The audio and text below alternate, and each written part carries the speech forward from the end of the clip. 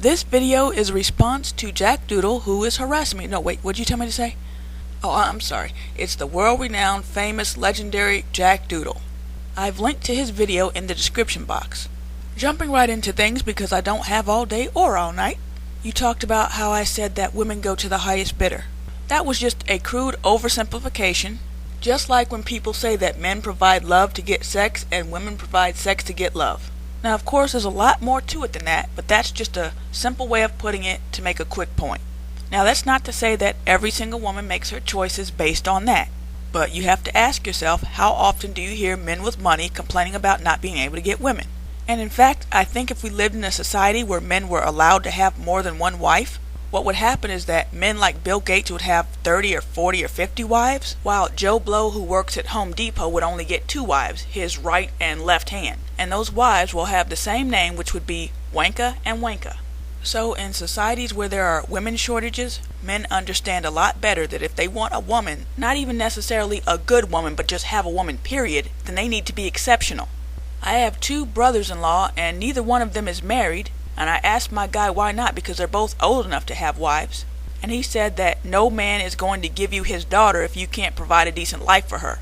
Also, over in China, where there's a serious gender imbalance, of course there are going to be women who choose the guy who just made her laugh, but in general, the men who are the highest achievers are the ones who are going to get those women. Next thing, you asked me something to the effect of, why do I act like showing off is a racial thing when all men do it? Well, there's a couple of points I want to make about that, but I will agree right off the bat that all men show off. The first point I want to make is that Jay Leno has a car collection. I believe he owns about 30 cars or so. Now, what's wrong with him owning 30 cars in and of itself? Nothing. He bought them with his own money. It's not like he stole the money to buy them or that he's using money that we donated to him for his sick child. He took his own money that he earned and he bought his 30 cars. So there's nothing wrong with that in and of itself. However, when things happen like Hurricane Katrina or that tsunami in Phuket that happened a few years ago, or it doesn't even have to be a specific disaster. There's people hungry all over the world every day. In that context, if we think of a guy who has 30 cars, then people start wanting to say things like, okay, there are people hungry in the world, why would this guy hoard 30 cars? Do you know how many people he could feed with the money he's pouring into buying and maintaining those cars? It's the same thing with young upper echelon black men wanting picture-perfect wives. There's nothing wrong with that in and of itself. They paid their dues, they made it through law school or med school or to the NFL or the NBA, and now they have the right to go after whatever they can afford or attract. But when I bring that up in the context of some reasonably attractive young black women that I know who are really good women yet still single, put in that context, it may seem like there's something wrong with black men wanting really beautiful women, but still, there's not. He's not hurting any women by not picking them, just like Jay Leno isn't hurting anybody by having 30 cars. So even if my point were to say that black men were the biggest show-offs, is there anything so horrible about that? I mean, you can show off at the wrong time, for example, like showing off your car at somebody's funeral, but I mean, other than that, showing off, there's nothing wrong with it. I just brought it up in a certain context which may make it seem like it's negative, but not really. You can pick whatever woman you want and you can buy as many cars as you want. Now, if I was saying something like, well, I find that black men lie more than other men, then I would be really concerned about that if I were you, because that is something negative in and of itself. You don't have to put that into any context for somebody to have a problem with it. If you think I'm fixing to open up the conversation and just have open season trashing black guys, that's not going to happen. I've been making videos for several months now. I don't have time to look and see exactly how many, but there's just certain subjects I don't cover. I really don't talk about the negative behaviors of black men outside of taunting black women, or I made the one video about being harassed by certain black guys, but other than that I don't talk about black guys being in jail or gang banging or any of that stuff.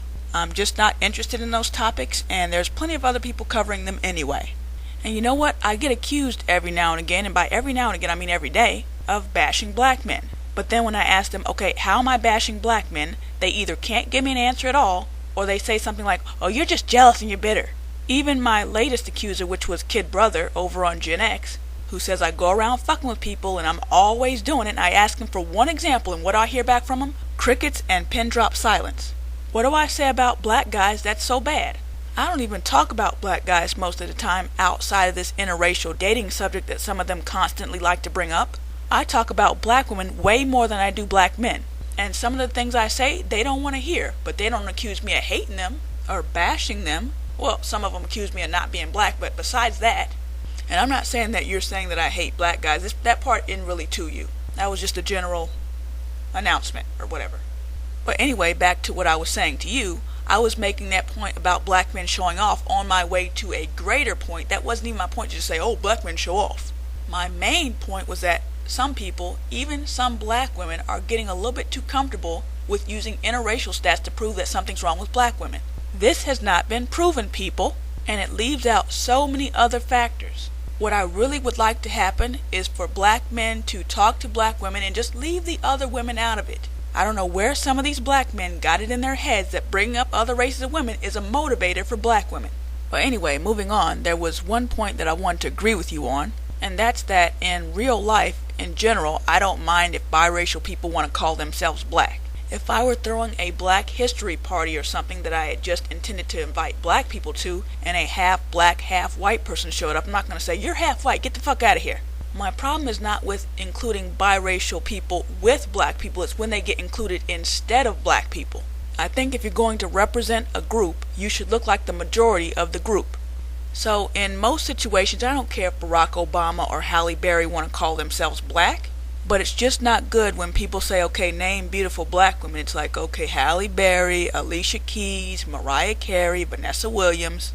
That sends the wrong message to black girls and black women. And one other thing I don't like is when biracial people switch up what they are based on what's convenient at the moment. But anyway, the next point I wanted to make is that there are times when a certain group of people will do something more than another group of people. And sometimes that will break down along racial lines. For example, if I had to pick a race of women, and this is just a generalization, a race of women who was proud of being fat, I'd have to pick black women, which is not to say that there aren't women in other races who are proud of their fatness, but in general, you have a lot of fat black women out there who are proud of being fat. Or you could say they're just pretending to be proud because they don't want to put the work in to slim down, whatever.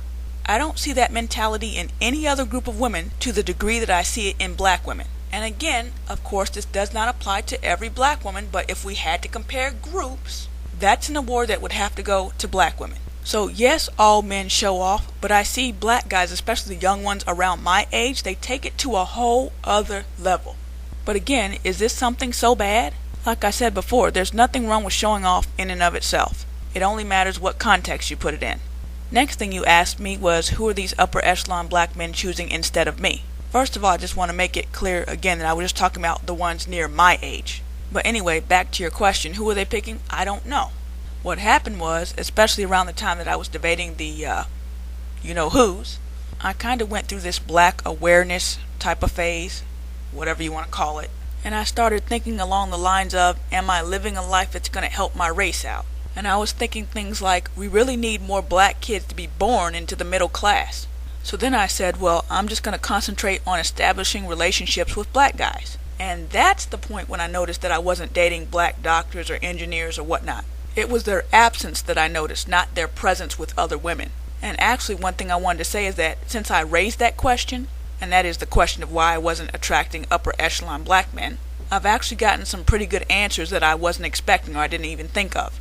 One of them is that because upper echelon black men, I guess, are in such demand that they get a lot of women coming up to them of all races. And they start to take the role that I as a woman like to take on, which is they just select from the women who approach them.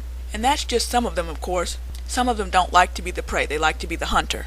Even one woman on here who makes wonderful hair tutorials, she made a video about how she met her husband. She met him online and she said that she messaged him first. I don't know that I would even be able to do that because I am just terrified of rejection. My dad rejected me and I just can't take rejection no more.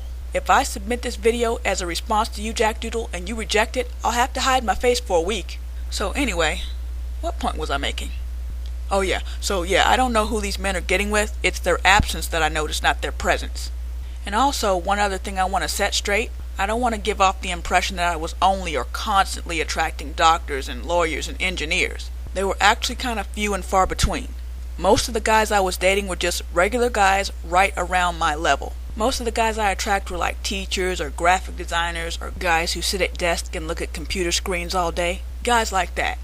I don't want to give anybody the impression that I step into a fancy restaurant and all of a sudden there's 5 doctors right in my face. I mean, I wish, but that's not quite how it happened. Let me get back to the points on my piece of paper. I think you asked me something like, why do men get shit for wanting an attractive woman, but it's okay for a woman to want a financially stable man? Well, first of all, I just want to re-clarify that anybody has a right to go after whatever it is they want. But actually, I think it's more acceptable for men to look for beautiful women than it is for women to look for somebody who is financially stable. If a man wants a beautiful woman, okay, people might just call him shallow. But if you say you want a financially stable man, then you're a gold digger. And people start asking questions, well, what if he loses his money? Are you going to stick with him?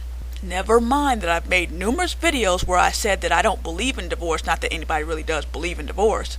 But my guy would have to do something pretty foul for me to consider divorce. And losing his money is not that. In fact, I was there before he was doing well. So yeah, I think women catch more shit for looking for financially stable men than men get for looking for beautiful women. And another reason I think that it's no comparison between the two is because, well, let's take the situation of Tiki Barber leaving his wife of 11 years. Basically, he's really giving his wife a raw deal. He took the best years of her life and he knocked her up with 4 kids. What man is going to want her with all that? And I'm not saying she can't find another man, and probably eventually she will, but it's not going to be easy. He, on the other hand, has a clean slate. He's still young, he's still hot, he's still got his money, and he can still easily attract another woman, another young, beautiful woman, and have a whole new life with her. Now imagine if Tiki Barber were just a regular guy who didn't have the financial stability that he has. And he left his wife, who is Asian, with 4 half-black kids. So, in general, Asian men ain't going to want to have her back. And then, even if she found a black man, what black man is going to want 4 of another man's kids? If a man marries you at 25 and then dumps you at 40, he took your best years. Plus, if you had kids with this guy, you're going back on the market as a 40-year-old single mom. He goes back on the market as a 40-year-old bachelor or whatever age he is. It's a lot easier for men to attract women throughout their lives, especially if they've got money. But when women get to a certain age, they lose one of the main assets, no pun intended, that they have to attract men, and that's their youth. So I don't think that men looking for beauty and women looking for money is tit for tat. Money is replaceable. Youth and beauty in most cases isn't. So you're darn right, and I ain't necessarily talking to you, but you're darn right that if I'm going to give a man the best years of my life, that I want somebody who's financially stable. Alright, I think I said about everything I wanted to say. Hopefully I answered all your questions. If not, hit me back.